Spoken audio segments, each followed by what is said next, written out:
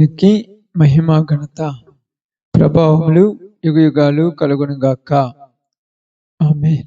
కూడి వచ్చిన మీ అందరికీ ప్రభునామములు శుభాలు వందనాలు తెలియజేయుచున్నాను.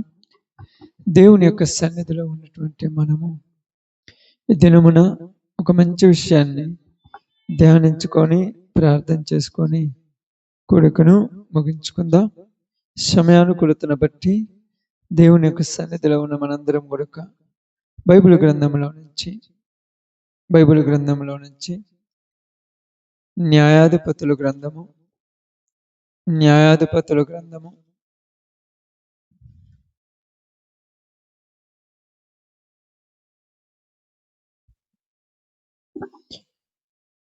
2వ అధ్యాయము, న్యాయాధిపతుల గ్రంథము 2వ అధ్యాయము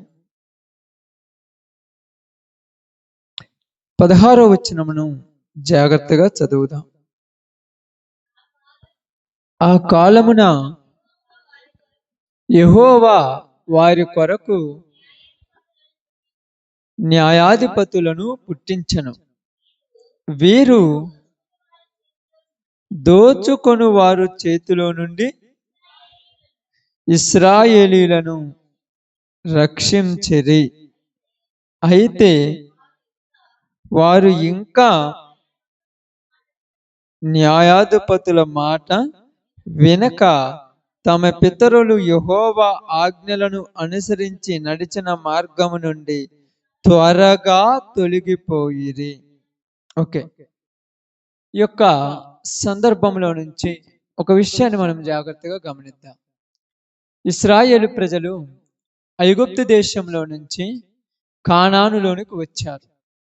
వారు కానానులోనికి వచ్చిన తర్వాత కానానులో దేవుడు వారిని ఎంతగా విస్తరింప చేయాలి, ఎంతగా వృద్ధిలోనికి తీసుకురావాలని ఆశ కలిగి ఉన్నాడు. అంతగా వారి జీవితాలను వెలుగుమయముగా మారుస్తూ ముందుకు నడిపిస్తున్నారు. అయితే ఇక్కడ ఏం జరిగిందంటే, ఇశ్రాయేలు ప్రజలు దేవుణ్ణి విడిచి ఎప్పుడైతే వ్యర్థమైన వాటి వైపు తిరిగినారో అప్పుడు దేవుడు ఇశ్రాయేలీయులను ఫిలిష్తీయుల చేతికి అప్పగించాడు. బాగా వినండి. ఫిలిష్తీయుల చేతికి అప్పగించినప్పుడు ఫిలిష్తీయులు ఇశ్రాయేలీయులను ఇబ్బందులు పెట్టారు. ఏమి ఇబ్బందులు పెట్టారంటే, ఇశ్రాయేలీయులు కష్టపడి పని చేసుకొని పంటను పెంచుకొని తయారు చేసుకుంటే ఫిలిష్తీయులు వచ్చి వాళ్ళ పంటను దోసుకొని పోతున్నారు.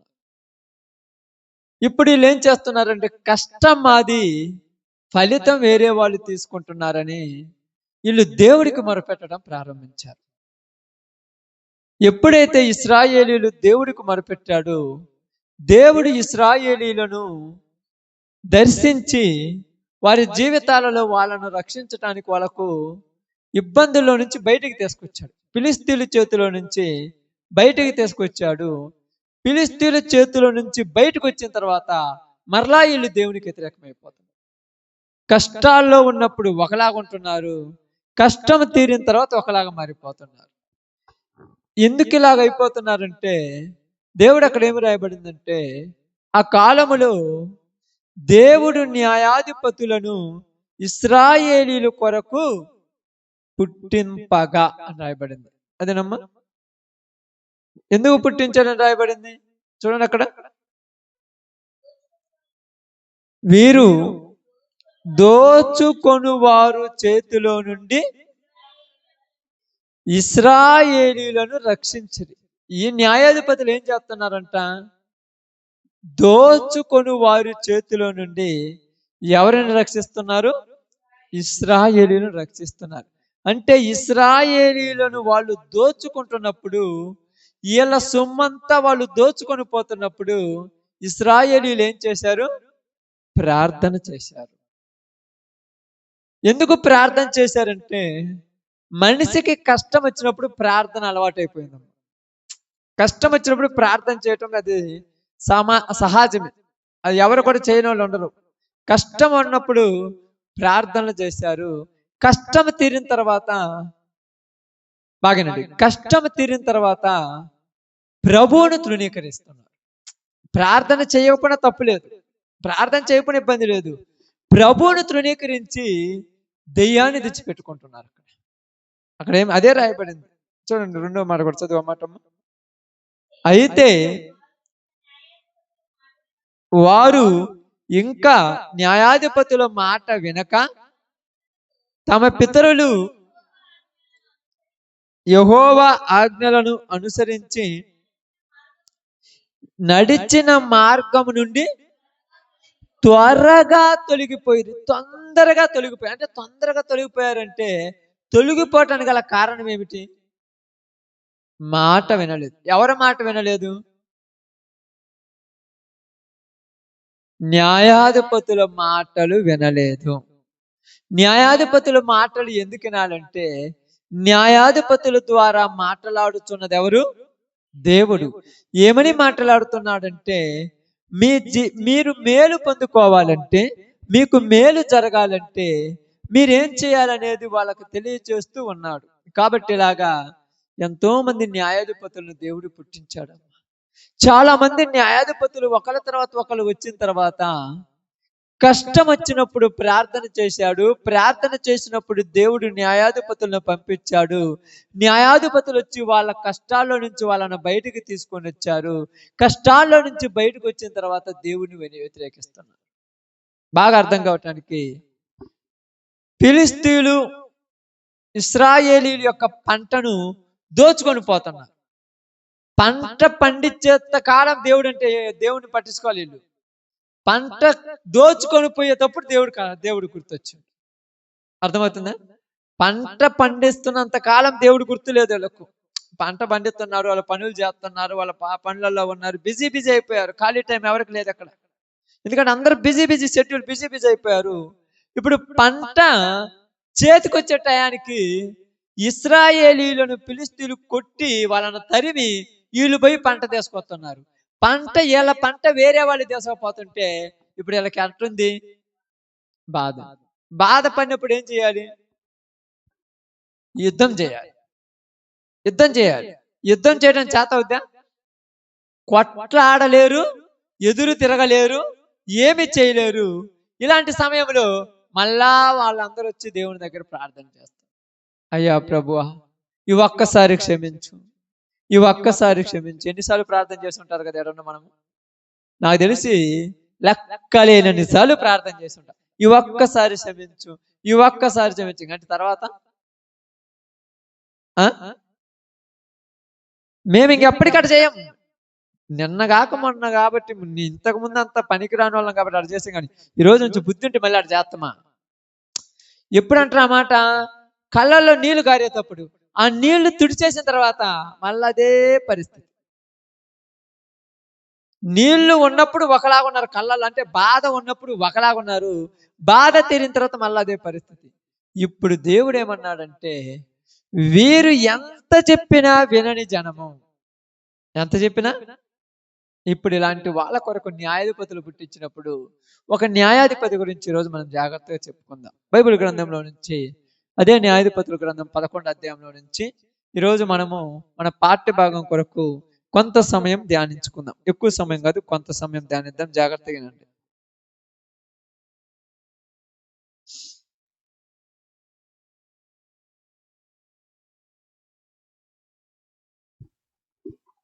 చదవండి. 11వ అధ్యాయం మొదటి నుంచి చదువు.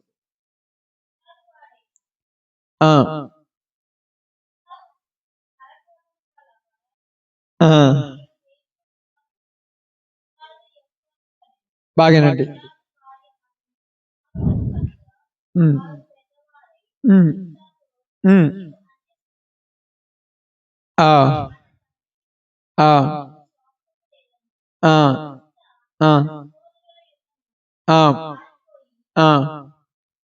టోబు దేశమున నివసింపగా అల్లరి జనము యెఫ్తా యొద్దకు వచ్చి అతనితో కూడా సంచరించుచుండెను. బాగానండి అమ్మ, ఇక్కడ బాగా గమనించండి. ఇక్కడ ఒక వ్యక్తిని మనకు పరిచయం చేస్తున్నాడు. ఈ వ్యక్తి పేరు ఏం పేరు? యెఫ్తా. బాగానండి. వ్యక్తి పేరు ఏం పేరు? యెఫ్తా. ఈ యెఫ్తా ఏ ప్రాంతానికి చెందినవాడు అని చెప్తున్నాడు? గిలాదు వాడైనటువంటి యెఫ్తా. ఇప్పుడు గిలాదు వాడైనటువంటి యెఫ్తా, ఈయన చరిత్ర మనకు కొద్ది కావాలి. ఈయన ఎవరంటే వేశ్యకు పుట్టినోడు. ఎవరికి పుట్టాడమ్మా? వేశ్యకు. అంటే వేశ్యకు పుట్టినాడు అంటే అర్థం ఏంటంటే మీ అందరికీ తెలుసు. అక్కడ ఏం రాయబడి చూడండి అక్కడ. ఈయన అతడు వేశ్య కుమారుడు. వేశ్య అంటే ఎవరో తెలుసా? తెలుసు కదా? బాగా అర్థం చేసుకోండి. వేశ్య అంటే అక్రమ సంబంధాలు, అక్రమం కాదు ఇక్కడ. బాగా అర్థం చేసుకోవాలి. రాహాబు అనే వేశ్య గురించి రాయబడింది. ఇలా వృత్తి ఏంటంటే ఇలా పెళ్లిళ్ళు అనేవి ఉండవు. పెళ్లి చేసుకోరు వీళ్ళు, వివాహాలు ఉండవు వీళ్ళకు. వీళ్ళు ఏం చేస్తారంటే ఊరికి వెలుపల ఒక గుడారం కట్టుకుని అక్కడే నివాసం చేస్తుంటారు. బాగా అర్థం చేసుకోండి. రాహాబు అనేటువంటి వేశ్య ఎక్కడ నివాసం చేస్తుందని బైబిల్ గ్రంథంలో రాయబడింది? యెరికో పట్టణం యొక్క ఊరికి ఎలుపల చేస్తుంది. అప్పుడు కొంతమంది ఎవరు వాళ్ళు వేగులు వారు ఆ ప్రదేశంలోనికి వచ్చినప్పుడు వెంటనే వేశ్య దగ్గరికి వెళ్ళి కలుసుకున్నారు. ఈ ప్రాంతంలో ఎలా ఉంది ఎలా ఉంది. అక్కడ ఏం చేశారంటే ఎవరైనా కొత్త వాళ్ళు ఆ ప్రాంతంలోనికి వచ్చారు అనుకో, వాళ్లకు భోజన వసతి కానీ వాళ్లకు సంబంధించిన కాలకృత్యాలు తీర్చుకోవటానికి కానీ ఆ ఇంటికాడికి వెళ్తారు అంతే. ఆ ఊరు మొత్తము అక్కడ వాళ్ళను అదే పేరుతో పిలుస్తారు. వాళ్ళు కూడా ఆ పేరు పెట్టుకొని ఉంటారు, నివాసం చేస్తారు అంతే.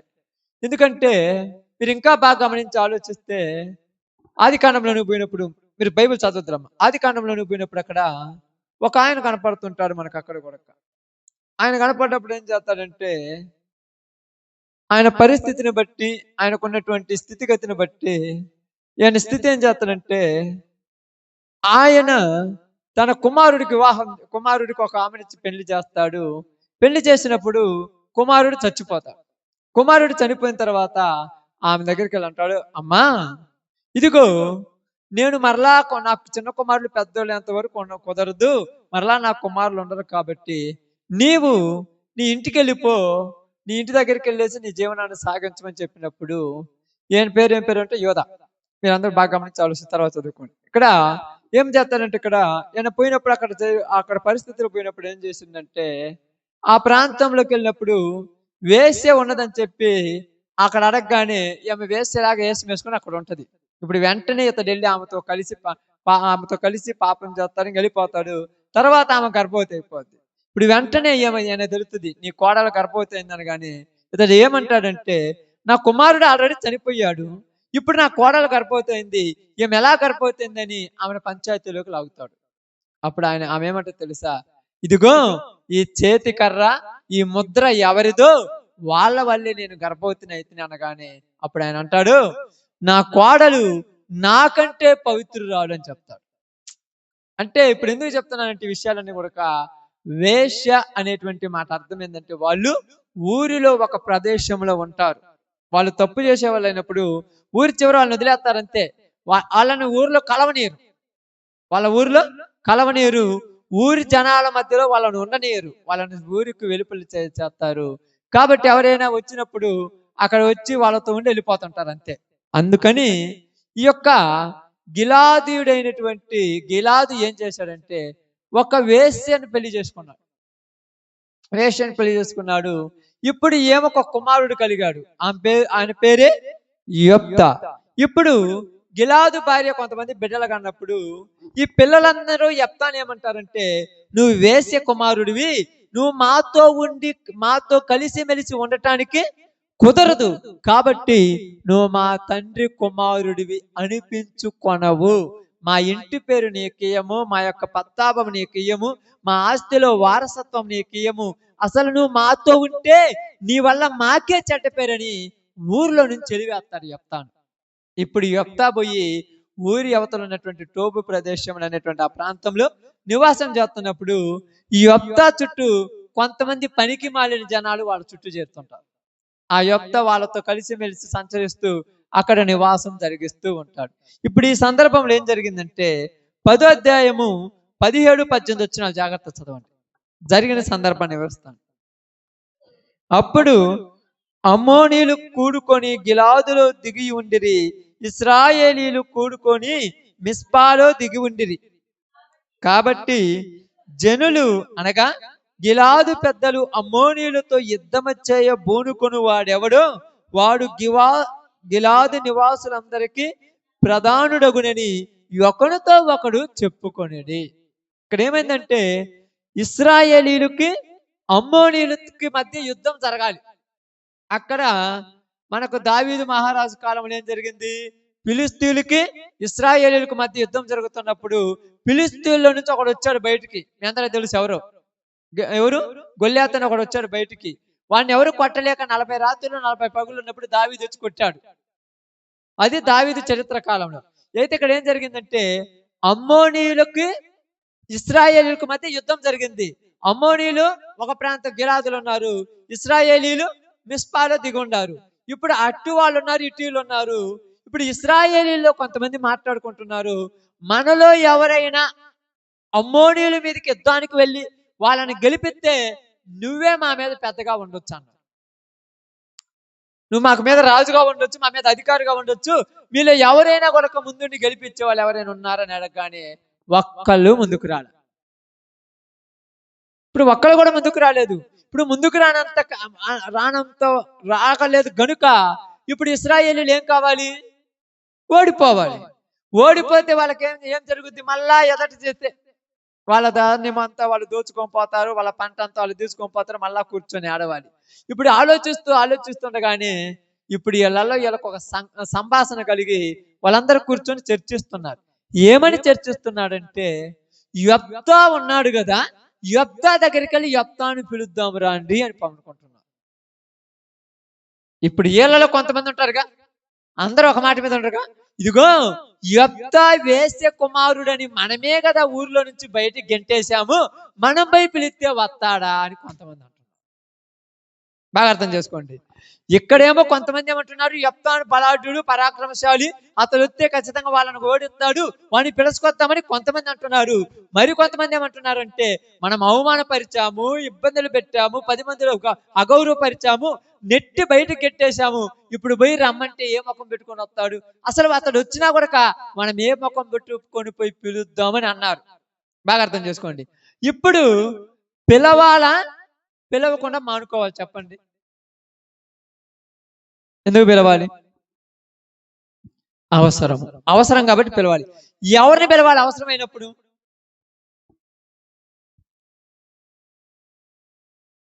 ఎవరి వల్ల అవద్దో వాళ్ళని పిలవాలి. ఇక్కడ ఎంతమంది ఉంటే వాళ్ళ వల్ల కాదా? బాగా అర్థం చేసుకోండి. ఎంతమంది ఉంటే వాళ్ళ వల్ల కాదా? ఒక వేశ్యగా పుట్టిన వాడి వల్లే అవుద్దా? జనమంతా ఏమన్నారమ్మా? వేశ్యగా పుట్టినవాడు, పనికి మాలినోడు, ఇలాంటోడు మన దగ్గర ఉన్నా కూడా ఈడు వల్ల మనకు చెడ్డ పేరు వస్తుంది, ఈయన వదిలి ఊర్లో నుంచి వెళ్ళగొట్టండి అన్నారు. అన్నవాడి దగ్గరికే మళ్ళా పోతున్నారంటే అర్థమైంది అసలు? బాగా అర్థం చేసుకోండి. అన్నవారి దగ్గరికి పోవటం కుదురుద్దక్క? మనం ఏది పిలుస్తాం చెప్పండి, నిజంగా చెప్పండి. చచ్చిపోయినా పర్లేదు కానీ నేను మాత్రం పిలవను అంటారు. అర్థమవుతుంది? ప్రాణం పోయినా పర్లేదు కానీ నేను మాత్రం పిలవను అన్నారు. ఇప్పుడు అవసరం ఎలాంటిదంటే ప్రాణం పోయితే ఇబ్బంది లేదు, నీ ప్రాణం పోతే ఇబ్బంది లేదు, నీ జీవితమే నాశనం అయిపోతుంది. అక్క పాపం మీరు కష్టపడుతున్నారు, కష్టపడకండి, ప్రశాంతంగా ఉండండి. కష్టపడరు అనుకో ఇబ్బంది అవుతుంది తర్వాత. బాగానే ప్రాణం పోయినా పర్లేదు అనుకొని పోయి పిలవాలనేటువంటి పరిస్థితి లేదు. క్రైస్తవులకు ఉండవలసిన ఒక పద్ధతి ఏంటంటే తగ్గించుకునే పద్ధతి ఉండాలి క్రైస్తవులు. ఇప్పుడు వీళ్ళందరూ అన్నారు మన సంపద పోద్ది, మన దేశము, మన యొక్క పెద్దరికం పోద్ది, మనకున్న విలువ పోద్ది, కాబట్టి యెఫ్తాను మనమే నెట్టేశాం కాబట్టి మనమే వెళ్ళి యెఫ్తాను పిలుద్దాం రా అంటే అన్నారు. ఇప్పుడు వీళ్ళందరూ పోయి ఏమంటున్నారంటే యెఫ్తా నీవు మా పక్షమున ఉండి మా పక్షాన నిలబడి అమ్మోనీయులతో యుద్ధం చేయుదురా అని పిలుస్తున్నారు. పోయి అంటే ఇక్కడ మనం చూసినప్పుడు చూడండి, కొంతకాలమైన తర్వాత అమ్మోనీయులు ఇశ్రాయేలీలతో యుద్ధం చేయగా అమ్మోనీయులు ఇశ్రాయేలుతో యుద్ధం చేసినందున గిలాదు పెద్దలు టోబు దేశం నుండి యెఫ్తాను రప్పించుటకు పోయి నీవు వచ్చి మాకు అధిపతివై ఉండుము, అప్పుడు మనము అమ్మోనీయులతో యుద్ధము చేయుదుమని యెఫ్తాతో చెప్పిరి. ఏమంటున్నారు? నువ్వు వచ్చి మాకేం చేయమంటున్నారు? నువ్వు వచ్చి ఏం చేయమంటున్నారా? చదివే కదా మీకు అర్థం కావటానికి. లేకపోతే నేను చదవకుండా టకటక చెప్పుకొని పోయిన ఏమన్నాడు? మా మీద నువ్వు వచ్చి పెత్తనం చేద్దురామంటున్నారు. ఎవరిని పెత్తనం చేయమంటున్నారు మా మీద?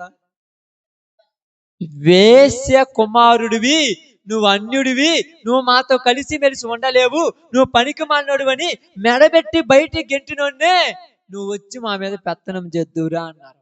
ఎందుకన్నారు? బాగా ఆలోచించాలి. ఎందుకు అన్నారు? యెఫ్తా వేశ్య కుమారుడే, నేను కాదనట్లా, ఎందుకంటే బైబిల్ చెప్పింది. యెఫ్తా తల్లి వేశ్య, యెఫ్తా కాదు. అర్థమవుతుందా? యెఫ్తా యొక్క తల్లి తప్పు చేసింది, వేశ్య అయింది, అన్యులు. యెఫ్తా మాత్రం కాదమ్మా. ఇప్పుడు బాగానండి, వేశ్య కుమారుడు ఎలా పెరుగుతాడు చెప్పండి? బాగా పెరుగుతాడా, పనికి రాకుండా పెరుగుతాడా? అలాగనే పెరుగుతాడు. కానీ ఈ కుమారుడు ఇలా ఎలా పెరగగలిగాడు? మంచిగా, నీతిగా, న్యాయముగా, దేవుని మీద ఆధారపడి దేవుణ్ణే అంటి పెట్టుకొని ఎలా పెరగగలిగాడు? ఒకసారి ఆలోచించండి.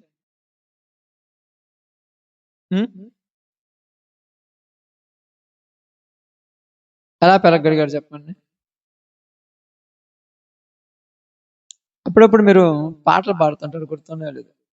నీ బాహుబలము ఎన్నడైనా దూరమైన అనే పాటలో ఒక చరణం ఉంటుంది. అవమానించిన వారే అవమానించిన వాళ్ళు ఏం చేస్తున్నారంట? అభిమానం చూస్తున్నారు. నవ్వినోళ్ళే ఏం చేస్తారన్నాడు ఇక్కడ? కన్నులు జారిన కన్నీళ్ళు, ఆ పాటలు ఏమని రాశాడు ఆయన?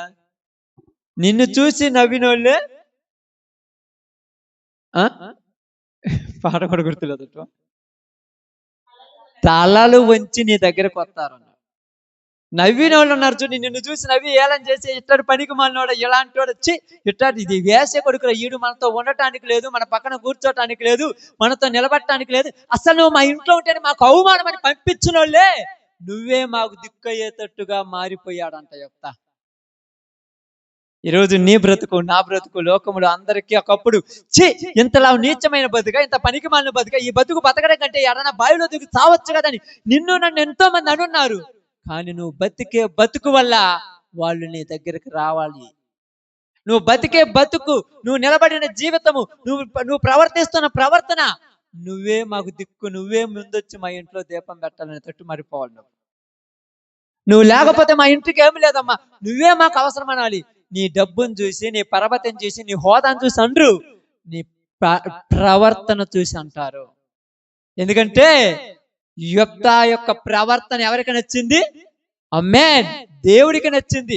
నన్ను ఇంతమంది అవమానించారు, నన్ను ఇంతమంది సిగ్గుపరిచారు, నన్ను తీసివేసుకొని పక్కకు నెట్టివేశారు, ఇప్పుడు నా చుట్టూ ఉన్న జనాలు అట్టేటోళ్ళు, ఆయన చుట్టూ ఉన్న వాళ్ళు కూడా ఎలాంటి వాళ్ళు అంట చూడండి. అక్కడ రాశారు, చదవండి, ప్రతిదీ చదవండి. ఏం రాయబడింది అక్కడ? అల్లరి జనం అంటే పనికి మాలినోళ్ళు. పనికి మాలిన జనాలు, యెఫ్తా చుట్టూ చేరిన జనాలను యెఫ్తా ఎలా మార్చాడమ్మా? పనికొచ్చే వాళ్ళగా మార్చాడు. నిజంగా ఇంటిలో నుంచి బయటికి నెట్టేసే దానికంటే కూడా ఇంటిలో ఉన్న వాళ్ళే తప్పు చేసిన వాళ్ళని ఒక్కొక్క మాట అంటుంటే ఉరి పెట్టుకొని సావాలనిపిస్తుంది ఒక్కోసారి. ఎవరు అంటే పర్లేదు, ఇంటిలో ఉన్న వాళ్ళే, నువ్వు వేసే కొడుకువి, నువ్వు మాకు పనికొచ్చేవాడివి కాదు, నువ్వు మాతో కలిసి వెళ్ళి ఉండటానికి కూడా నీకు అర్హత లేదని గంటి బయటికి నెట్టేస్తుంటే నిజముగా ఆ టైంలో వాడికి ఏమీ తోచదు. అసలు ఎవరి దగ్గరికి వెళ్ళి ఆదరిస్తాడు? ఎవరిని అడుగుతాడు? ఎవరినైనా అడగాలంటే నీ ఇంట్లో వాళ్ళే నిన్ను నెట్టేశారా, నీకెవర్రా మేము పోబెట్టేదంటారు. ఆశ్రయం ఇస్తావంటే నీ ఇంట్లో వాళ్ళే నిన్ను గెంటేశారు, మా దగ్గర నీకు ఆశ్రయం ఏడుందంటారు. కానీ ఇప్పుడు ఈ రోసంతో బయటికి వెళ్ళిన యెఫ్తా నీతిగా బతకలా, రోసముగా బతుకుతున్నాడు. ఇక్కడ ఎలా బతుకుతున్నాడు? రోసంతో బతుకుతున్నాడు. నన్ను ఎవరైతే బయటికి గెంటేశాడో, నన్ను ఎవరైతే అవమానించారో, నన్ను ఎవరైతే పనికి మాలినోడు అన్నారో వాళ్ళే నా దగ్గరకు వచ్చేటట్టుగా నేను బతకాలి. నీవు వాళ్ళకు ఉపయోగపడే టైం ఒకటి వస్తుంది. ఆ టైం వచ్చేంత వరకు నీ జీవితాన్ని కరెక్ట్గా కాపాడుకోవాలి. నువ్వు అనుకుంటున్నావు నన్ను గెంటేశారు, నిజంగా నేను పనికి మాలినోడిని, నేను పనికి మాలిన దాన్ని, నా బ్రతుకెందుకని సడన్ డెసిషన్ గా తీసుకోవాల్సింది. ఎందువల్ల నన్ను ఇలా మార్చారు, అసలు నేను ఇలా అవటానికి గల కారణం ఏంది? యెఫ్తా తల్లి వేశ్య. వేశ్యకు పుట్టిన వాడిలో ఏముందమ్మా? బాగా అర్థం చేసుకోండి. తల్లి పాపం చేసింది, వేశ్యతో తప్పేముంది? వేశ్య తప్పు చేసింది కాబట్టి పోయింది. కుమారుడు ఏం చేశాడక్క? కుమారుని అన్ని మాట్లాడుతున్నారు, ఎంతంత నీచంగా మాట్లాడుతున్నారు. ఒక విషయం చెప్తానండి, పరిస్థితుల ప్రభావం వల్ల తప్పు చేశావు, అవసరం చెప్తున్నాను, నిజంగా తప్పు చేసావు, చేయలేదన్నట్ల. చేసిన తర్వాత ఒప్పుకుంటున్నావు. ఇక్కడ నేను తప్పు చేశాను, నన్ను క్షమించని ఒప్పుకుంటున్నా. ఒప్పుకున్న తర్వాత కూడా నేను నీచంగా చూస్తే మీ ఎవరికి చెప్పుకోవాలి చెప్పండి? ఒప్పుకోకుండా అహంకారంగా తిరిగితే దీనికి ఇట్నే ఉండాలి, వీడికి ఇట్నే ఉండాలి అని అంటే కరెక్టే. ఒప్పుకొని నా తప్పు అయింది, నేను ఇంక ఎప్పటికీ చేయనని ఒక తీర్మానం తీసుకున్న తర్వాత ఇక నిన్ను నిందించకూడదు. ఎప్పుడో ఒకప్పుడు లాగా ఉన్నలాగా ఇప్పుడు అనకూడదు, ఎప్పుడో ఒకలాగా చూసినట్టుగా ఇప్పుడు చూడకూడదు. అలా చూస్తే నీవు ఎప్పుడైతే తక్కువగా చూస్తావో ఆ తక్కువగా చూసే వాళ్ళే ఒకడు నీకు ఆధారం అవుతారు ఒకరోజు. ఇప్పుడు యెఫ్తా దగ్గరికి వెళ్ళారు, అయ్యా మా మీద నాయకుడిగా ఉందిరా. నేను మీ నాయకుడినా? అసలు నాకు ఇంటి పేరు ఉందా? అసలు నేను మీ కులంలో, మీ యొక్క వంశంలో కలవటానికి నాకు అర్హత ఉందా? అసలు మీ మధ్యలో కూర్చొని భోజనం చేసే హక్కు నాకుందా? నేను మీ యజమానుడిని ఏంది? అసలు మీ మీద అధికారం చేయటం ఏంది? ఇప్పుడు నేను మీ మీద వచ్చి అధికారం చేస్తే నన్ను మిమ్మల్ని ఏమంటారు జనాలందరూ? ఏమంటారు చెప్పండి అమ్మా? ఏమంటారంట? రే మీరేంద్ర వేశ్య కొడుకుని తెచ్చి మీ మీద రాజుగా పెట్టుకున్నారు అని అంటారుగా. కానీ బాగినండి, నీ విలువ ఒకరోజు గొప్పగా కావాలని నిన్ను ఎవరైతే అవమానించి, నిన్నెవరైతే నిందించి, నిన్నెవరైతే మెడబెట్టి బయటికి గెంటారో వాళ్లకు నీ అవసరం వచ్చేలాగా దేవుడు చేస్తాడు. చేయాలంటే నువ్వు దేవుడి మీద ఆధారపడాలి. ఇప్పుడు యెఫ్తా అవసరం ఎవరికి ఉంది? ఇశ్రాయేలీయులకు ఉంది. ఒకప్పుడు యెఫ్తాను చూసి నవ్వుకున్నారు, గేలి చేశారే పోతున్నారా పనికి మాలినోడు, ఈడి పోతున్నారు అన్నాడు. కానీ యెఫ్తా అలా నవ్వుకోలేదు. వాళ్ళు నవ్వుతున్న ప్రతి దాన్ని కూడా ఆయన పట్టించుకోలేదు.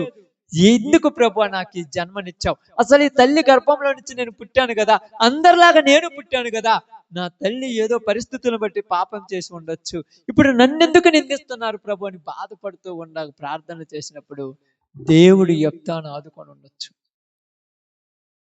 ఎలాంటి తీర్మానాలు తీసుకొని ఉంటారు తెలుసా? నా తల్లి ఇలా బతకడం వల్లే కదా నా తల్లికి పుట్టిన నాకు విలువ లేకుండా పోయింది, ఇక నుంచి నేను అలా బతకూడదు. ఎందుకంటే నేను అలా బతికితే రేపు నా గర్భవాసమున పుట్టిన బిడ్డలకు కూడా విలువ ఉండదు. తీర్మానాలు తీసుకుంటున్నాడు. నేను ఎలా బతకాలంటే, తప్పు చేసింది నా తల్లి, ఆ పరిస్థితిని బట్టి ఆమె అలా చేస్తుండొచ్చు, వదిలే, కానీ నేను మాత్రం ప్రాణం పోయినా కూడా పాపం చేయకూడదని తీర్మానం తీసుకున్నాను. ఎందుకంటే మీరు బాగా గమనించి ఆలోచించండి, బైబిల్ చరిత్రలోని కలిసే ఎంతటి ఘోర పాపినైనా దేవుడు క్షమించి గొప్ప చేశాడు. రాహాబు అనేటువంటి వేశ్యను ఏం చేశాడు దేవుడు? విశ్వాస వీరుల జాబితాలో ఆమె పేరు రాపించాడు. ఎంత నమ్మింది తెలుసా? ఇశ్రాయేలీయులు ఎవరూ నమ్మలేదు, యెరికో పట్టణంలో ఉన్న వాళ్ళు ఎవరూ నమ్మలేదు, ఆ వేశ్య నమ్మింది. నీ దేవుడు ఖచ్చితంగా ఈ దేశమును మీకు స్వాధీనం చేస్తాడని నమ్మింది. మీరు మమ్మల్ని గెలిచే సమయంలో మేము మా కుటుంబాన్ని నువ్వు రక్షించమని చెప్పింది. ఒక వేశ్య తన కుటుంబాన్ని ఏం చేసుకుందమ్మా? రక్షించుకుంది. నీతిమంతులు రక్షించుకుంటారో లేదో నాకైతే తెలియదు, కానీ ఇక్కడ ఒక వేశ్య తన కుటుంబాన్ని రక్షించుకుందమ్మా, దేవుని చేతిలో పడకుండా. నమ్మకం, దేవుడు చేసిన కార్యాలను చూసి నమ్మిందంతే, అనుభవించలా, చూసింది. ఇదిగో ఐగుప్తు దేశంలో నుంచి 430 సంవత్సరాలు బానిసలుగా ఉన్న మిమ్మల్ని బయటికి తీసుకొచ్చి ఎర్ర సముద్రంలో పాయలుగా చేసి అనేక అద్భుత కార్యములు చేసిన మీ దేవుడు ఖచ్చితంగా మా మీద కూడా మీకు విజయం ఇస్తాడని నమ్మింది. అది చేయాల్సిన పని మనం. కాబట్టి ఇక్కడ అదే గమనించి ఆలోచించండి. యెఫ్తా గురించి కూడా హెబ్రీ రాసిన పత్రికలు ఏమన్నారు తెలుసా? విశ్వాస వీరుల జాబితాలు ఎవరి పేరు రాశారు? యెఫ్తా పేరు రాశాడు. నిజంగా మనం అనుకుంటాం, మా నాన్న తాగుబోతుడు, మా అమ్మ పనికి మాలింది, ఈమె ఊళ్ళల్లో తిరుగుతుంది, మా నాన్న తాగి ఆడాడ పడిపోతున్నాడు, నేను కూడా తాగుబోతాను అవుతానంటే అది కరెక్ట్ కాదు. అది పాయింట్ కాదు. ఇదిగో వాళ్ళ పరిస్థితి బట్టి వాళ్ళు అయిపోయారు. నేను బాగా బ్రతికి మా నాన్నకు మంచి పేరు తేవాలనే తట్టు పెరగాలి. మా కుటుంబం అందరు ఎట్టాటోళ్ళని కాదు, వేశ్యకు పుట్టిన వాళ్ళందరూ అట్టగాల. యెఫ్తా మాత్రం మారి జీవించి, యెఫ్తాకు ఒక కుమార్తె కలిగింది. ఈ కుమార్తె ఎలా జీవించిందంట తెలుసా? ఆమె బతికినంత కాలం పురుషుని ఎరగలేదంట. కుటుంబం నుంచి ఎలాంటి వాళ్ళు వస్తున్నారు చూడండి. మనం ఏమంటాం తెలుసా? ఇలా సాలంతా ఎట్టాడిదే, సాలు మొత్తం కాదు, సాలు మధ్యలో మంచిగా దేవుణ్ణి ఆనుకుంటే జీవితాలు మారిపోయినాయి. యెఫ్తా తల్లే వేశా, యెఫ్తా అధికారి అయ్యాడు. యెఫ్తాకు పుట్టిన కుమార్తె ఏమైంది? జీవితాంతం కన్యత్వం నిలుపుకున్నది. బైబిల్లో ఆమె గురించి రాశారంటే అంత గొప్ప విషయం అయితే చెప్పండి. మనం ఏమంటాం తెలుసా? వీళ్ళందరూ బాగున్నారు, వాళ్ళ అమ్మేం సక్రంగా ఉందా, వీళ్ళు సక్రంగా ఉండటానికి, వాళ్ళ నానేం సక్రమైన వాడు, వీళ్ళు సక్రంగా ఉండటానికి, వాళ్ళని ఎవరినో బట్టి వీళ్ళకి మార్కులు వేయటం మీద నాకు అర్థం కాల. దేనికి సంబంధించినట్టు అప్పుడప్పుడు కొంతమంది ఏమంటారు, పెద్ద సామెతలని బర్రె చేలో మెత్తే దూడేమని గెట్టుని మేస్తుంది. ఏంది అసలు పనికిమాలిని? వాళ్ళు తప్పుటోళ్ళు, వీళ్ళు తప్పు చేయరుగా, చేయాల్సిన అవసరం ఏం లేదుగా.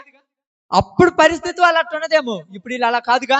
అందుకే నేను చెప్తున్నాను ఇక్కడ, యెఫ్తా నాయకుడయ్యాడు. ఏమన్నారు తెలుసు? అక్కడ రాయబడి చూడండి, అక్కడ మనం చదువుదాం. అందుకు యెఫ్తా, మీరు నా యందు పగబట్టి నా తండ్రి ఇంటి నుండి నన్ను తోలివేసిద్రే, ఇప్పుడు మీకు కలిగిన శ్రమలో మీరు నా యొద్దకు రానేలా. బాగానండి, మీరు నా యందు ఏం చేశారు? పగ. ఎందుకమ్మా పగ? ఎలాగో దేనికి పగ చెప్పండి? ఎందుకక్క పగ? యెఫ్తా మీద ఎందుకు పగ? అనుకో, యెఫ్తా ఎవరికి పుట్టాడు? వేశ్యకు పుట్టాడు. తప్పు చేసింది ఆమె. పిల్లలు ఏందక్క? అప్పుడప్పుడు చాలా మంది ఏం చేస్తుంటారు తెలుసు? నిజంగా ఈ సమాజం నాకు అప్పుడప్పుడు బాధేస్తుంటది. ఓకే, వాళ్ళ నాన్న తాగుబోతాడు, లేదా తప్పు చేసేవాడు, ఒక పాపం చేశాడు, వాళ్ళ అమ్మ అది తెరుమార్గం ఉంది, పిల్లలు తెరే మీరు అసలు మా ఇళ్ళ కాడికి రావడం గలీజ్ వాళ్ళని నెట్టేస్తుంటారు. వాళ్ళేం పాపం చేశారు? పాపం. నిజంగా చెప్తున్నాను, పిల్లలను అలా పాడు చేసింది వాళ్ళు కాదు, ఈ సమాజమే పాడు చేసింది ఆ పిల్లలను. అలా వాళ్ళని బయటికి గెంటేసి ఎవరు ఆదరించే వాళ్ళు లేక, ఎవరు సేర తీసే వాళ్ళు లేక, ఎవరు మంచిగా చెప్పేవాళ్ళు లేక, మీరందరూ ఇట్టాటోళ్ళు అని వాళ్ళ మైండ్ లో కూరుకుపోయాయి ఆ మాటలు. వాడు మంచి మాట్లాడినా వాడిని చెడ్డగా చూసే లోకం ఇది. వాళ్ళు మంచిగా ఉన్న వాళ్ళని చెడ్డ దృష్టితో చూసే లోకం ఇది. దాని మధ్యలో వీళ్ళు ఎలా బతకాలి? దాని మధ్యలో వీళ్ళు ఎంత మంచిగా జీవించాలి ఆలోచించండి.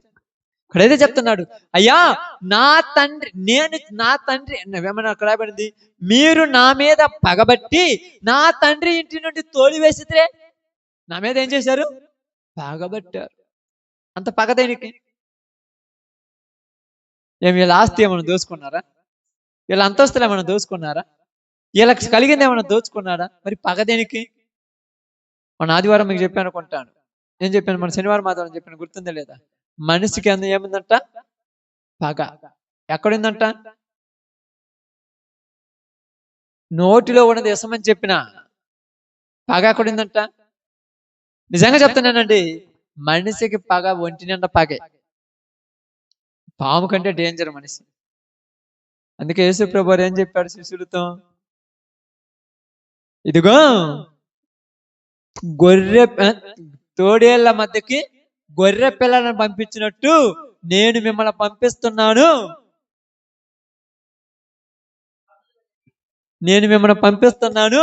ఏమన్నాడు తెలుసా? మనుషులను గురించి జాగ్రత్త అని చెప్పాడు. ఎవరిని గురించి జాగ్రత్త? అడవిలోని పోతే సింహాలు పులులు ఉంటారా, జాగ్రత్త పోమంటాం.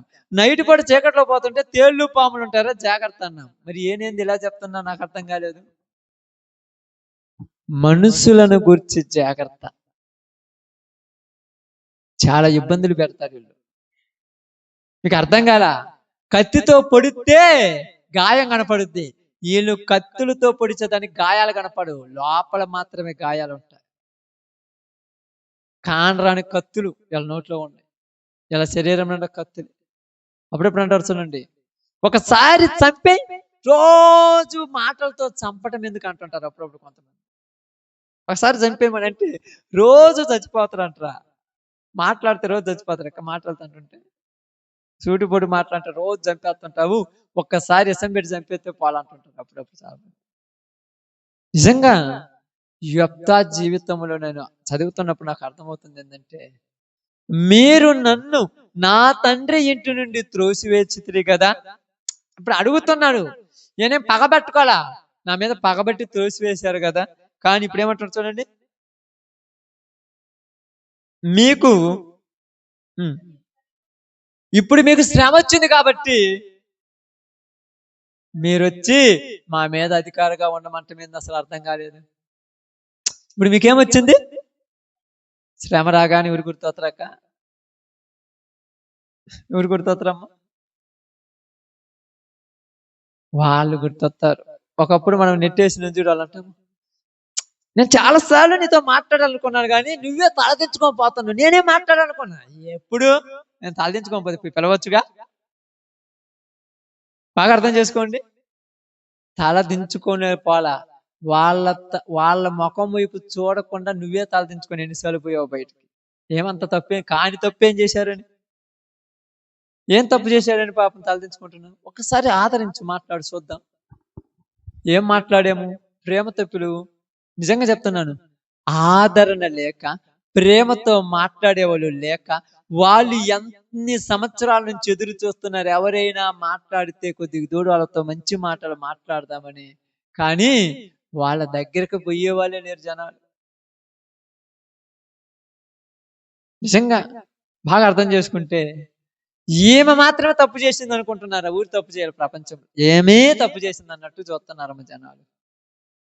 అర్థమవుతున్నాక, తప్పు ఊరు చేయాలి లోకంలో, ఈడే తప్పు చేస్తున్నాడు, ఎందుకంటే పబ్లిక్ ఉన్నాడు కాబట్టి ఈడే తప్పు, ఊరు చేయట్లా. చీకట్లోకి పోతే అందరూ ఒకటే, ఎలుతురులోకి వచ్చినంత మాత్రాన్ని మంచి ఉన్నట్టు అడుగుదిరుద్దమ్మా. చీకట్లోకి పోతే అన్ని బతుకులు అట్టాటి. తాగి బజార్లో పడినోడు ఒకటే, తాగి బజార్లో పడకుండా లోపల తాగి కుమిలిపోయేవాడు ఒకటే. ఇసం ఎవరు తాగినా, అర్థమైందా, ఇసం ఊరు తాగిన ఇసమే, అది ఎవరిలోనూ పోయినా కూడా వాడిని పాడు చేస్తుంది అంతే. నిజంగా ప్రియ సహోదరి సహోదరులారా, ఈ చరిత్ర, యెఫ్తా చరిత్ర మనం చదివినప్పుడు మన జీవితాలు మనకు అనిపించాలి, నీ జీవితంలో నా జీవితంలో మనమలే కూడా ఎంతో మంది త్రోసివేసినారు. ఆమేన్. వాళ్ళ ఇంట్లో వాని కానీ, ఆత్మీయులు కానీ, బంధువులు కానీ మనల్ని త్రోసివేశారు, చీ అని అన్నారు. అయినా నువ్వు బాధపడొద్దు. ఎందుకు బాధపడొద్దన్నా, నీకేమైనా ఓర్చుకుంటావంటే, నేను ఓర్చుకుంటానో లేదో, నువ్వు ఓర్చుకుంటానో లేదు కాదు, దేవుడు చూపెట్టాడు, యెఫ్తాను చూపెట్టాడు, ఓర్చుకున్నాడు. ఓర్చుకోలేదా, తలంచుకున్నాడు, శుభ్రంగా వెళ్ళిపోయాడు ప్రదేశ్. ఎక్కడికి, టోబు ప్రాంతానికి వెళ్ళిపోయాడు అనమాట. ఆ ప్రదేశానికి వెళ్ళిపోయి అక్కడ ఏం చేస్తున్నాడంట, టోబు దేశానికి వెళ్ళిపోయి అక్కడ నివాసం చేస్తూ, అక్కడ చూడండి, అక్కడ పనికి మాలినోళ్ళ మధ్యలో ఉన్నాడు. ఎవరి మధ్యలో, పనికి మాలినోళ్ళ మధ్యలో ఎలా జీవిస్తున్నాడమ్మా, పనికొచ్చేవాడిగా జీవించాడు. ఆమేన్. పనికొచ్చే వాళ్ళ మధ్యలో ఏమయ్యాడు, పనికొచ్చే వాళ్ళ మధ్యలో ఉన్నప్పుడు ఇలా అందరికీ పనికి మాలినోడు. ఎవరు, నువ్వు మా ఊర్లో ఉంటానికి పనికిలేదు, మా ఇంట్లో ఉంటానికి పనికిలేదు, వెళ్ళి పో అని నెట్టేశారు పాపం. చెప్తాను పోతే పోనీలు అనుకున్నాడు. ఏం చేస్తాడు, ఊరే వెలివేసి నాకు ఆడికి పోతాడు అక్క, వేరే దేశానికి పోతాడు, తప్పదుగా. వెళ్ళిపోయాడు. అక్కడ పోయిన తర్వాత ఆయన చుట్టూ ఎంతమంది ఎవరు చేరారు, అందరూ పనికి మాలిన వాళ్ళు చేరారు. పనికి మాలిన వాళ్ళందరినీ పనికొచ్చేటట్టు తయారు చేసింది, అందరినీ పనికొచ్చేటట్టు తయారు. కానీ ఇప్పుడు వీళ్ళకి శ్రమ వచ్చింది, వీళ్ళకి శ్రమ రాగానే ఎవరు గుర్తొచ్చారు అమ్మటి వాళ్ళకు, ఎందుకు యెఫ్తా గుర్తొచ్చాడు, అర్థం చేసుకోండి, ఎందుకు యెఫ్తా గుర్తొచ్చాడు, బాగా ఆలోచించండి, కొద్దిగా ఆలోచించండి. ఎందుకు యెఫ్తా గుర్తొచ్చాడు, ఊరు గుర్తు రాకుండా? ఎందుకు యెఫ్తా గుర్తొచ్చాడంటే, ప్రియ సహోదరి సహోదరులారా, యొప్తా అవమానించారని పొయ్యి సిగ్గుతో తలంచుకొని ఒక మూలన కూర్చోలా. అవమానించినా నేను ఎలా జీవించగలనని వేరే దేశానికి వెళ్ళి తన పేరు చిరస్థాయిగా నిలబెడేటట్టు ఆ ప్రాంతంలో బ్రతికాడు. అక్కడ తన పేరు పరస్థాయిగా ఉండి అతడు పరాక్రమశాలి కాబట్టి ఇప్పుడు వాళ్ళ దగ్గరికి వెళ్ళారు వీళ్ళు, లేకపోతే ఎవరికి వెళ్తారా? ఇదిగో ఈ అమ్మోనీయులతో యుద్ధం చేసేవాడు మనలో ఎవడు లేడు. ఎవరు చేస్తారంటే మన నుంచి పోయినటువంటి ఆ యెఫ్తా టోబు దేశంలో ఉన్నాడు, అతడు పరాక్రమశాలి అంటారా. మనమే పోయి యెఫ్తాతో మాట్లాడదామని. నువ్వు జీవించిన జీవితము నీ చుట్టుపక్కల ఉన్న వాళ్ళకి ఆదర్శముగా నిలబడాలి. అప్పుడు వాళ్ళు వచ్చి నువ్వు వచ్చి ఒక మాట చెప్పు, వాళ్ళు నీ మాట అంటారు. అప్పుడప్పుడు నువ్వు మీరేమంటారు, నా మాట ఎందుకంటారు, పనికి మన వాళ్ళంగా మేమని అంటారు. యెఫ్తా కూడా అన్నాడు కదా, మేము అసలు మీకు పనికిరాని వాళ్ళం, వాళ్ళు మా మాట అంటుంటే అమ్మ మాట్లాడొద్దని వద్దమ్మా, నువ్వు వచ్చి చెప్తేనే అంటారా అమ్మ. ఎందుకు నువ్వు వచ్చి చెప్తేనే ఎందుకంటారు? నీ జీవితము ఆ ప్రాంతంలో వెలుగుగా మారిపోయి అప్పుడప్పుడు పోతారు. అప్పుడప్పుడు అంటారు పోయి మన వాళ్ళకి సపక్షం నిలబడుతుంటే వాళ్ళు ఇచ్చే ఇప్పుడు నేను ఇస్తా, కానీ వాళ్ళ మీద నమ్మకం లేదు, నీ మీద నమ్మకంతో ఇస్తున్నాను అంటారు. నీ మీద నమ్మకం ఏంది? వాళ్ళకి పనికిరా నువ్వేంది, లోకానికి పనికిరావటం మీద నాకు అర్థం కాలేదక్క. వీళ్ళకైతే పనికిరాలి ఒకప్పుడు, ఇప్పుడు అందరికి పనికి వచ్చావు. ఇప్పుడు వీళ్ళేమనుకో అందరికి పనికి వచ్చావు కదా, మాకు కూడా ఉపయోగపడవా కొద్దిగా అంటే మీకు పనికి రాలేదు కదా అని అన్నం మనం ఎమ్మటే. యెఫ్తాలాగేం చేస్తాం, మా మాట అనేసి వదిలేసి సహాయం చేసే స్వభావం ఉంటుంది దేవుని బిడ్డల దగ్గర. ఇక్కడ అదే జరిగింది. అదే అన్నాడు, నన్ను మీరు గెంటేశారు కదా, అయితే ఓకే మీకోసం నేను వస్తాను అన్నాడు. ఆమేన్. చూడండి అని గిలాదు పెద్దలతో చెప్పినప్పుడు గిలాదు పెద్దలు, అందుచేతనే మేము నీ వద్దకు మళ్ళీ వచ్చితిమి, నువ్వు మాతో కూడా వచ్చి అమ్మోనీయులతో యుద్ధం చేసిన ఎడల గిలాదు నివాసులమైన మా అందరి మీద నీవు అధికారు అవుదువని యెఫ్తాతో అనిరి. అందుకు యెఫ్తా, అమ్మోనీయులతో యుద్ధం చేయుటకు మీరు నన్ను గిలాదుకు తిరిగి తీసుకొని పోయిన మీదట యెహోవా వారి నా చేతికి అప్పగించిన ఎడల నేనే మీకు ప్రధానుడను నవ్వుదునా అని గిలాదు పెద్దలను అడగగా ఏమన్నాడు, నేను అక్కడికి వచ్చి వాళ్ళతో నేను యుద్ధం చేయను, దేవుడే వాళ్ళని నా చేతికి అప్పగిస్తాడు. ఇంతమంది మధ్యలో ఎవరి పేరు తీసుకొచ్చాడమ్మా? ఆమేన్. ఇప్పుడు బాగా అర్థం చేసుకోండి, ఎంతమంది మధ్యలో నువ్వు పరాక్రమశాలివి, నువ్వు గొప్పడివి, నువ్వు యుద్ధం చేసి వాళ్ళందరినీ గెలిచి మాకు విజయం చేకూరుస్తావు దా మాతోటి అన్నప్పుడు అంతమంది పెద్దల మధ్యలో ఎవరు నొప్పుకుంటున్నాడు? నేను కాదు వాళ్ళని గెలిచేది, దేవుడే వాళ్ళని నా చేతికి అప్పగిస్తాడు. ఎందుకంటే పనికిరాని యెఫ్తాను దేవుడి దయ వల్ల ఏమైపోయాడు, అందరికీ ఉపయోగపడేవారిగా మార్చాడు దేవుడు. ఒకప్పుడు నీ జీవితము నా జీవితము పనికిరానిదే, ఎవరికి పనికిరాల. అందరూ మన వల్ల చిన్న చూపు చూసిన వాళ్ళే, అందరూ మన వల్ల వేరే విధంగా చూసిన వాళ్ళే, అందరూ మన పక్షాన పనికిరానోడు, ఏనికి పనికిరానోళ్ళు అని అన్నోళ్ళే. కానీ ఇప్పుడు నువ్వు ఎవరి దగ్గరకు వచ్చావు? ఇప్పుడు పాట పాడతారు కదా, పనికిరాని పాత్రను నేను సరి చేయు మా ప్రభు వాడుకొను. సరి చేసుకొని నన్ను వాడుకో. మనము అలాగనే ఉంటే పనికిరాము. యేసు ప్రభు దగ్గరికి వచ్చిన తర్వాత ఏం చేశాడు? మనల్ని సరి చేశాడు. ఇప్పుడు బాగా గమనించి ఆలోచించండి. ఇప్పుడు ఒకప్పుడు తప్పు చేసిన మనము ఇప్పుడు ఆ తప్పును చూసి బాధపడతాం, తప్పుని అసహించుకుంటాము, తప్పుటోళ్ళని ప్రేమిస్తాం. బాగా అర్థం చేసుకోండి, పాపిని ప్రేమిస్తాము, పాపాన్ని అసహించుకుంటాం. క్రైస్తవుడు చేసే పని అదేనమ్మా. పాపిని ద్వేషించడు, పాపమును ద్వేషిస్తాడు.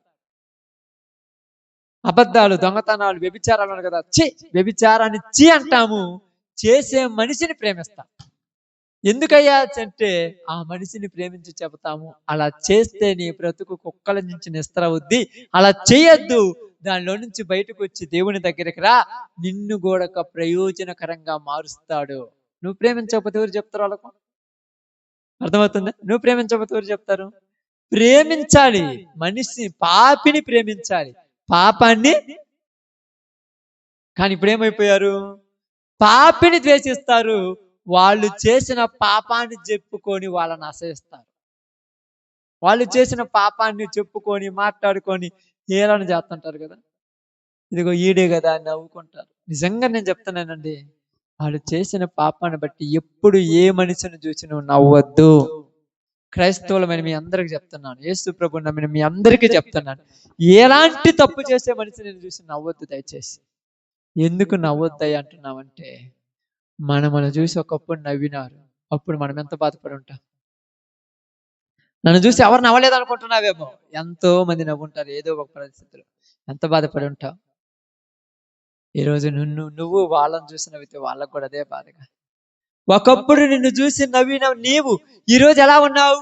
నవ్వినోళ్ళ ముందే తలెత్తుకొని తిరగలుగుతున్నావు, ప్రార్థన చేస్తున్నావు, పాటలు పాడుతున్నావు, ప్రార్థనకి వెళ్తున్నావు. ఎక్కడికంటే ప్రార్థనకి వెళ్తున్నావు. నువ్వు ప్రార్థనకి వెళ్తున్నావా? ఏమి నేను వెళ్ళకపోతే నేను వెళ్ళకూడదా? నాకేమి అర్హత తక్కువ? నా ప్రభు ఇప్పుడు నన్ను ఎలా మార్చాడు? నీకంటే భక్తిగా నన్ను మార్చాడు. ఇంతకుముందు నాలో తప్పు ఉంది, ఇప్పుడు నాలో తప్పేదైనా ఉందేమో చూపి అని 10 మందిలో సిటికేసి చెప్పే ధైర్యం ఈ రోజు నీకుంది.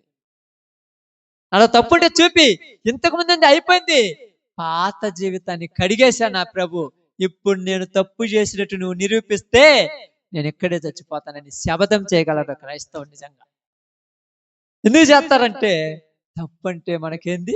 అసహ్యం. అసహ్యం అంటే ఎలాగని చెప్పమంటావా?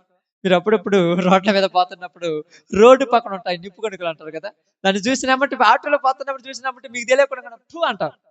అసలు తెలియదు, మీకు తెలియకుండా నోట్లో కూర్చొని టూ అంటారు, ఎందుకంటే వాసన. ఇప్పుడు పాపం అన్నా కూడా మనకు అదే వాసన. ఎవరైనా అలాంటి పరిస్థితి మాట్లాడుతుంటే అప్పుడు నిజంగా క్రైస్తవులని మరి ఏమంటారని తెలుసు. ఎందుకు ఎప్పుడు ఇట్లాంటి మాటలు మాట్లాడతారు? ఇలాంటి మాటలు మాట్లాడగాకని చి అంటారు. అబ్బో బాగా నీతిగా మాట్లాడుతున్నావు అంటే, అప్పుడు మీరేమంటారు తెలుసా? ఇంతకు ముందేమో గాని ఇప్పుడు నాలో నువ్వు అలాంటి చూపిస్తే నేను ఎక్కడే చచ్చిపోతానంట. శబ్దం చేస్తావు క్రైస్తవుడు. యేసు ప్రభువుని చూస్తా, మీలో ఎవరైనా నాలో తప్పుందని నిరూపించండి చూద్దామన్నాడు. ఎందుకన్నాడంటే, ఇప్పుడు నువ్వు ధరించుకుంది ఎవరిని? క్రీస్తుని ధరించుకున్నావు. ఇప్పుడు నువ్వు చిటికే చెప్పగలవు నాలో తప్పుంది అని చూపించమని. చెప్పటం నీ వల్ల కాదనుకుంటున్నావేమో. నువ్వు చెయ్యలేదు కానీ నువ్వు చూపెడతావు అంతే.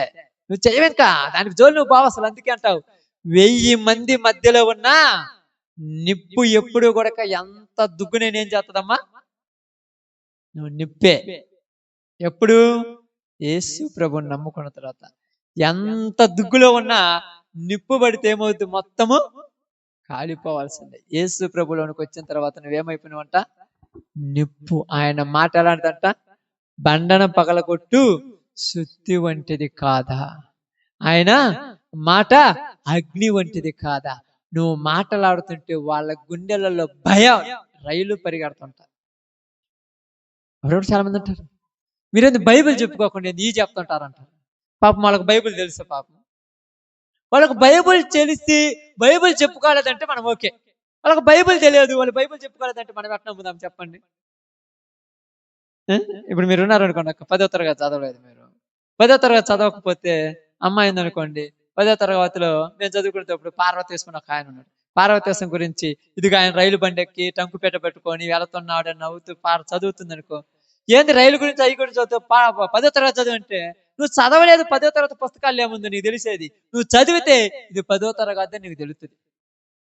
ఇప్పుడు అలా బైబిల్ తెలియదు కనుక ఏంది ఎప్పుడు అబద్ధాలు, దొంగతనాలు, వ్యభిచారం, తాగుడు ఇయే చెప్తున్నారు, ఏంది యేసు ప్రభు గురించి చెప్పరనేది అంటారు. వాళ్ళకేం తెలుసు బైబిల్? అసలు ఈ బైబిల్ మొత్తంలో పాపం గురించే చెప్పాడు. పాపాన్ని చేయొద్దని చెప్పాడు. ఏది పాపము బయటకు చెప్పాడు. ఇప్పుడు యెఫ్తా గురించి మాట్లాడడం అంటే ఏంది? యెఫ్తా ఎవరు? వేశ్య కుమారుడు. వేశ్య చరిత్ర ఇక్కడ రాయబడింది. ఇప్పుడు వేశ్య కుమారుడు, ఆమె వేశ్య, కానీ కుమారుడు ఎలా ఉన్నాడు? ఎలా ఉన్నాడు? నీతిగా ఉన్నాడుగా. కాబట్టి ఒకప్పుడు మన జీవితం అలాంటిదే, కానీ ఇప్పుడు మనలో నుంచి మనం ఏమయ్యాం? వేశ్యలో నుంచి ఎవరు వచ్చాడు? యెఫ్తా. యెఫ్తా ఎవరు వచ్చాడు? వేశ్యలో నుంచి యెఫ్తా. పాప జీవితమైన మనలో నుంచి ఎవరు వచ్చాడు? ఎవరు వచ్చారు? బైబిల్లోనికి వెళ్ళాలి. మీరు బైబిల్లోనికి వెళ్ళాలా? మీరు కూడా అందరిలా మాట బైబిల్లోనికి వెళ్ళండి. ఎవరు వచ్చారు? ఏమన్నాడు?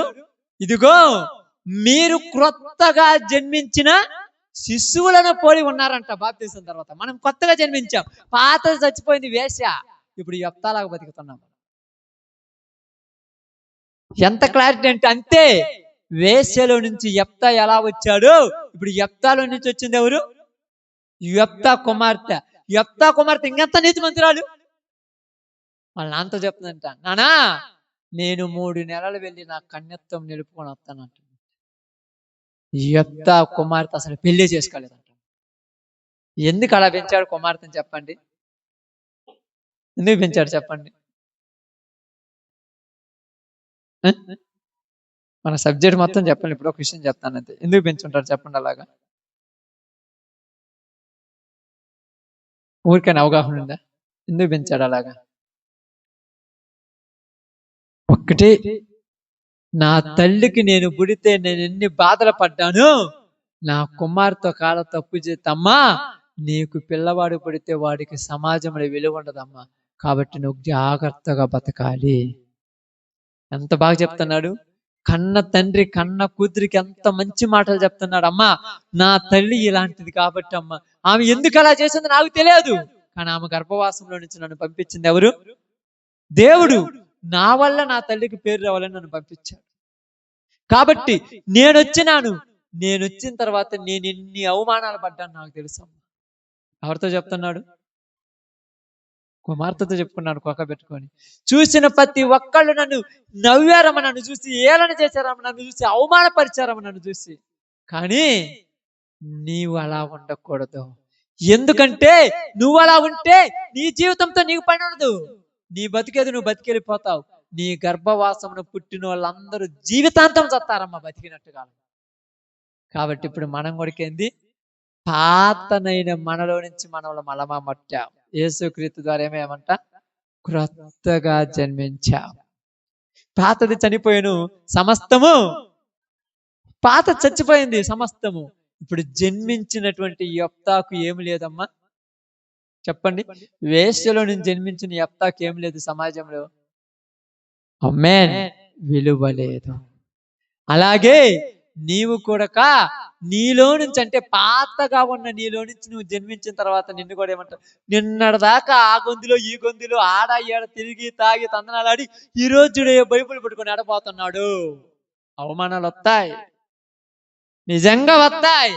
కానీ వచ్చినంత మాత్రాన యెఫ్తా ఎప్పుడైనా తలంచాడా? యెఫ్తా ఎప్పుడైనా తలంచాడా? ఇప్పుడు యెఫ్తా ఎవరి మధ్య ఉన్నాడు?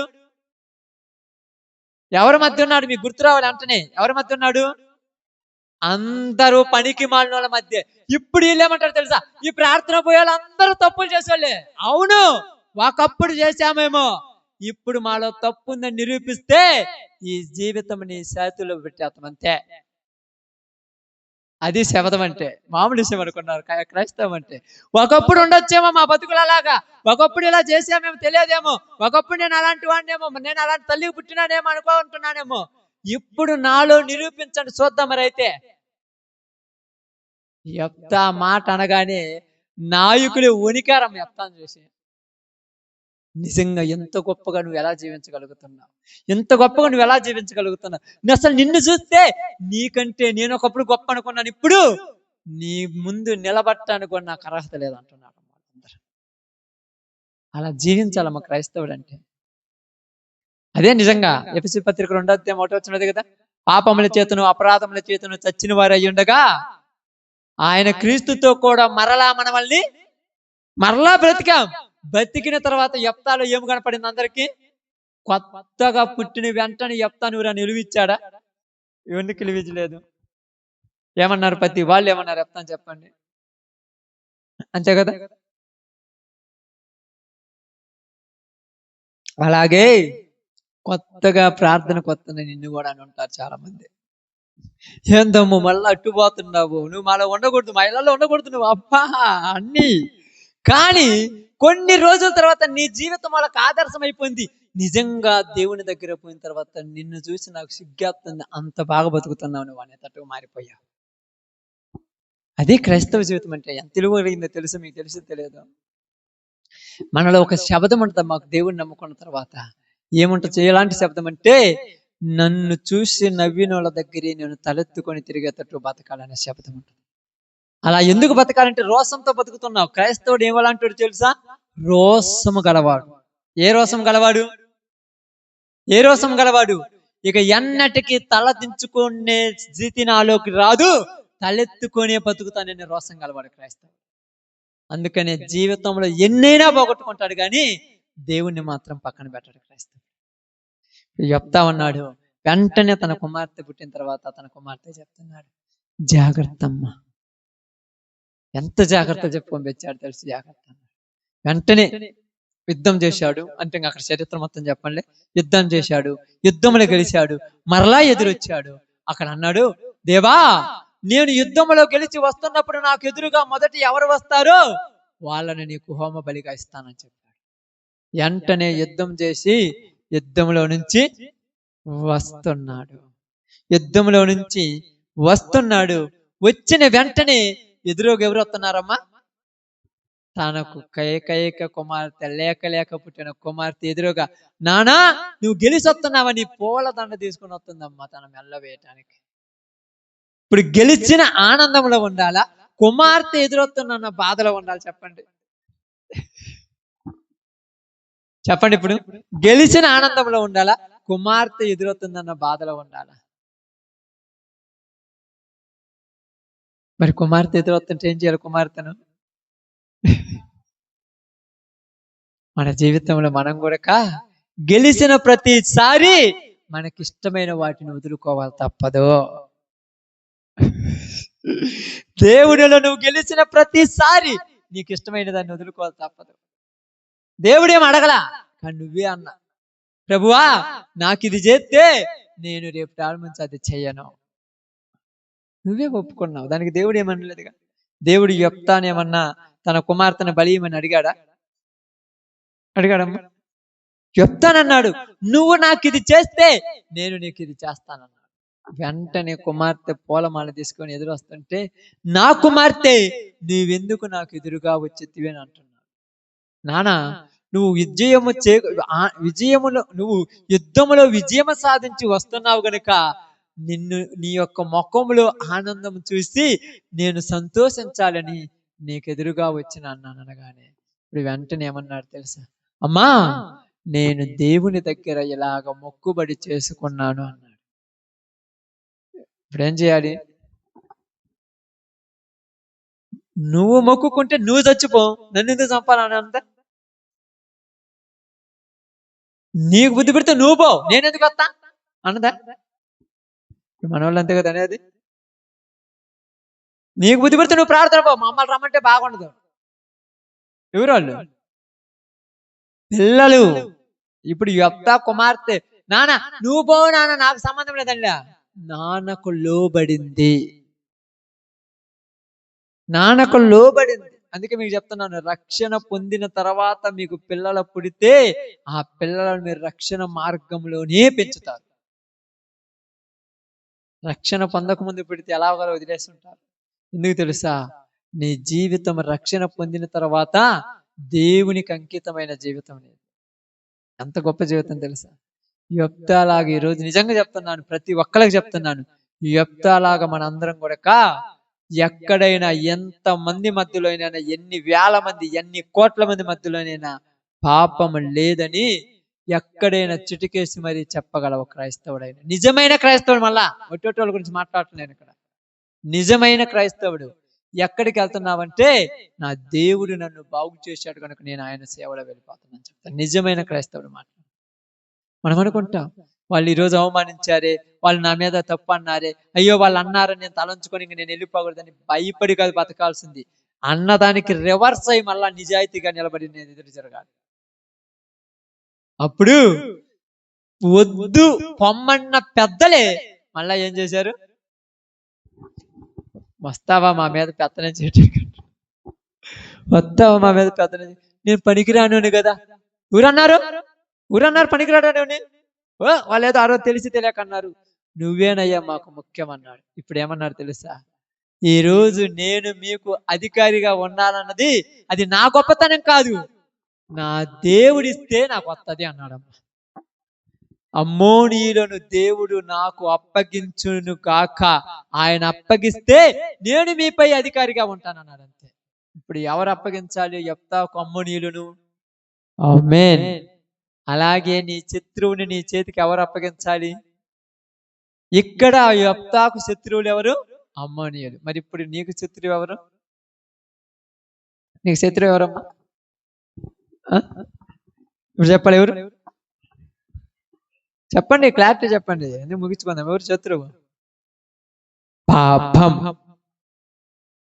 పాపాన్ని అమ్మోనీయుల్ని యెఫ్తా ఏం చేశాడు? గెలిచాడు. ఇప్పుడు పాపాన్ని నువ్వేం చేయాలి? ఆమేన్. నీకు ఎదురు పడుతూనే ఉంటది. ఎదురు పడిన ప్రతిసారి కాళ్ళ కింద వేసి తొక్కి మరీ ముందుకు పోవాలి. అక్కడ ఆగిపోయిన అనుకో, అది నీ మీద పడి నేను పాడు చేస్తాను. అమ్మోనీయులు ఎదురొచ్చారని యెఫ్తా వెనుకడిగేలా దేవుడి మీద ఆధారపడి ముందుకు సాగాడు. పాపం నీ కాడికి వస్తాను మీరు అనుకుంటారేమో, నా మీదకి నేను ప్రార్థనకి వెళ్తాను నాకు రాదని. నీకు ఎదురు మరీ వచ్చేస్తుంటది. చెయ్యి, పాపం చెయ్యి, అబద్ధాలాడు, దొంగతనం చేయి, బూతు మాటలు తిట్టు, రెచ్చగొట్టేది. నీకు అర్థం కాలే, ఏంది ఎంత రెచ్చిపోతాను ఉంటుంది. నీకు అప్పుడప్పుడు అనిపిస్తుంది, నీకు ఇంకా కంట్రోల్ చేసుకోలేక ఒక్కొక్కసారి నీకే మెంటలెక్కిపోతుంటది. ఎందుకు మెంటలెక్కుతుంటది అంటే, చుట్టుపక్కల మనుషులు చేసేటువంటి టార్చర్ అలాంటిది. బయట వాళ్ళకి చెప్పుకోలేం, లోపలేం దాచిపెట్టుకోలేం. 10 మందిలో పోతేనేమో నవ్వులు ఆటగా ఉంటుంది. ఏం చేయాలో అర్థం కాలేదు. ఎందుకు ఎంత ఎక్కువ ఎందుకు జరుగుతుందంటే, దేవుడు నీ చేతికి దాన్ని అప్పగించబోతున్నాడు. ఆమేన్. గుర్తుపెట్టుకోండి, నీ చేతికి అప్పగించబోతున్నాడు. ఏది? నీ శత్రువును. అప్పుడు ఏమంటారు తెలుసా? ఇదిగో ఇలాంటివి ఎన్ని సమస్యలు ఎదురైనా నా దేవుడు కాడ ఏమి చల్లవని చెప్పాలంత. నువ్వుగా ఎదురవని సమస్యలు ఏం బాధలేదు, రాని యుద్ధాలు కానీ భయపడద్దు. దేవుడు చూసుకుంటాడు. ఎవరు చూసుకుంటేది?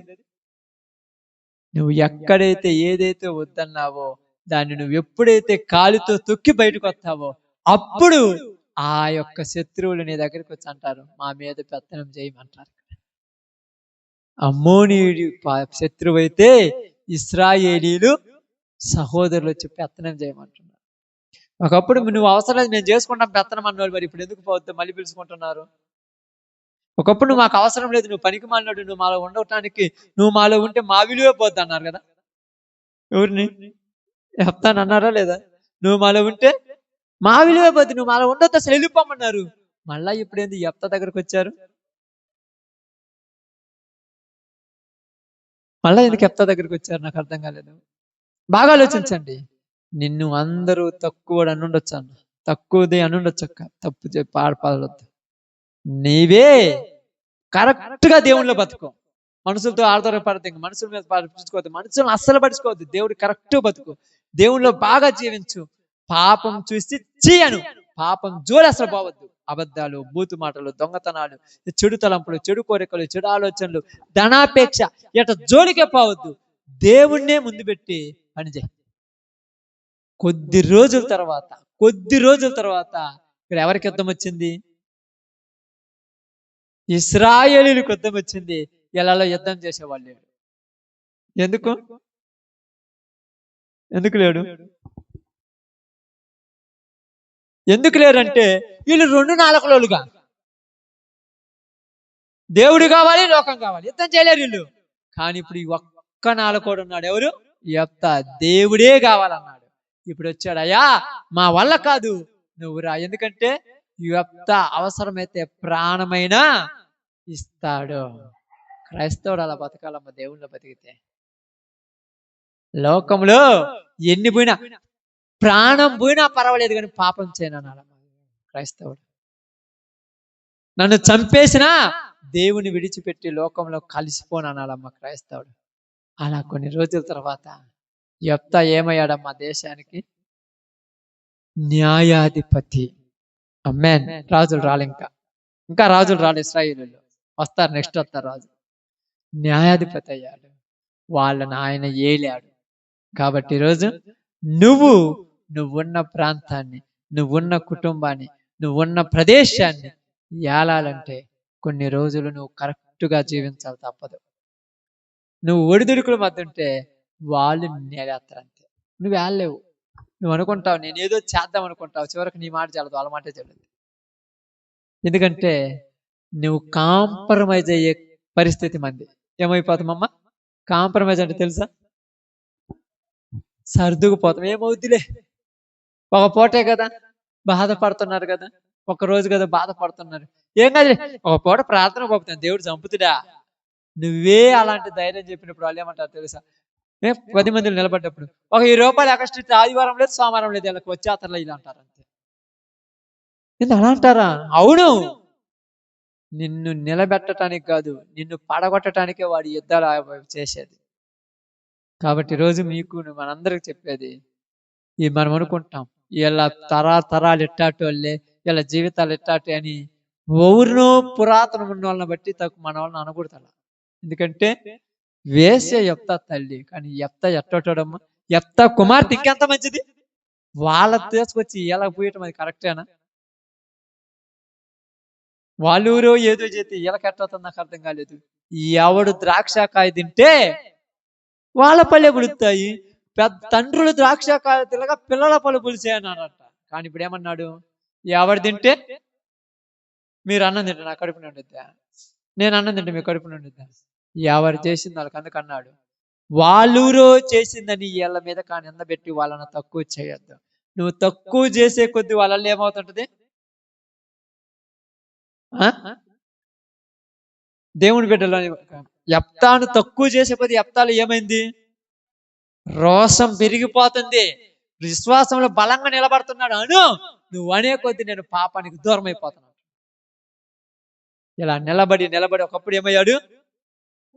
వాళ్ళకే తల అయిపోయాడు.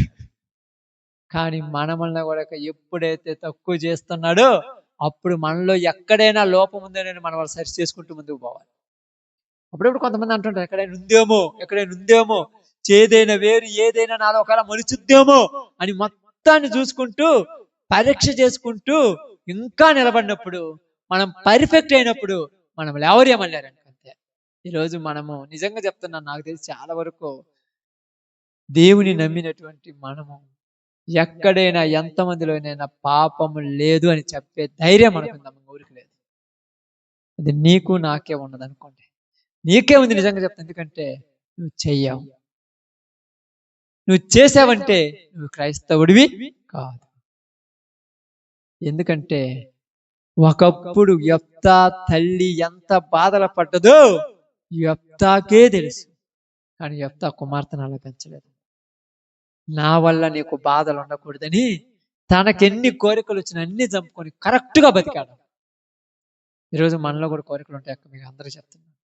బాప్తీసం తీసుకున్న తర్వాత, దేవుళ్ళు ఉంటున్న తర్వాత ఆలోచనలు వస్తుంటాయి, కోరికలు వస్తుంటాయి, కోపం వస్తుంటది, అసహ్యం వస్తుంటది, ఆశలు పెరిగిపోతుంటాయి, దురాశలు వస్తుంటాయి, అయ్యిగా అనిపిస్తుంది. కానీ ఏంటిది? ఒకప్పుడు నేను చిన్నదాని కోసం పోయి కనీసం ఊర్లో విలువ లేకుండా నన్ను చూశారు, కానీ ఇప్పుడు నా దేవుడు నన్ను పుట్టించాడు. ఇప్పుడు అలా పోతే ఎంతకంటే నీచంగా అయిపోతాను. ఇప్పుడు ఆ పేరు కాదు నాకు కావాల్సింది. ఏ పేరు కావాలి? అందరికంటే నన్ను గొప్పగా నిలబెట్టే పేరు కావాలి. అందుకని ఏం చేస్తుంటాం? కొన్నిటిని కొట్టేస్తుంటాం. కొట్టేసుకోవాలి, తప్పదు. ఇప్పుడే కదా ఈ కాలం అని కొట్టాను, మళ్ళీ చెట్టుకు ఆకులన్నీ దుసేస్తుంటారు. పాపం చాలా మంది అంటారు, ఎందుకు మా చెట్టు కొట్టేస్తున్నాం అంటారు పిల్లలు కదా. వాళ్ళకేం తెలుసు పాపం కొట్టేస్తున్నారు. ఈ కుట్టి వాళ్ళకి తెలుసు, ఈ దుసేస్తే ఏం పడతాయాడా? మంచి ఫలాలు వస్తాయి. మనలో చెడు తీసేస్తే మంచివి 2 పెరుగుతాయి ఇంకా. కాబట్టి ఈరోజు నీకు నాకు యెఫ్తా జీవితంలో నుంచి చెప్పింది ఏంటంటే, వేశ్యలో నుంచి ఎలాంటి పుట్టాడు? ఇశ్రాయేలును రక్షించేవాడు పుట్టాడు. కాబట్టి ఒకప్పుడు పాపమైన మన జీవితంలో నుంచి ఎవరు పుట్టాము? లోకాన్ని రక్షించేటువంటి దేవుని బిడ్డలుగా మనం పుట్టాము. ఇప్పుడు మన పేరు పెట్టే వాళ్ళు ఎవరు లేరు, ఎవరు ఉండరు కూడా. ఎందుకు ఉండరంటే, పేరు పెట్టే స్థితికి నువ్వు రాలా, ఒకళ్ళ చేత అనిపించుకునే స్థితికి నువ్వు రాలా. యెఫ్తాలాగా మా మీద వచ్చి పెత్తనం చేయమనే స్థితికి వచ్చావు నువ్వు. నిజంగా అంటారంటే నీ జీవితం ఉంటే అంటారంతే. ఒకప్పుడు నేను పిలవని రోజు వచ్చి నేను చుట్టుకోకుంటారు, మాట్లాడుతుంటారు, అది చెప్పంటారు, ఆ సలహా ఈ సలహా అంటారు, అది అంటారు ఇది అంటారు, ఆ విషయం ఈ విషయం అంటారు. ఇన్ని బాధలు ఉన్నావు, నువ్వు ఎలా భరిస్తున్నావు తల్లి, అసలు మేమైతే ఎప్పుడూ చచ్చిపోయామంటారు. కానీ అక్కడే నీ యొక్క విశ్వాసం బలపడిపోయిందంతే. అక్కడే నీ యొక్క విశ్వాసం బలపడిపోయింది.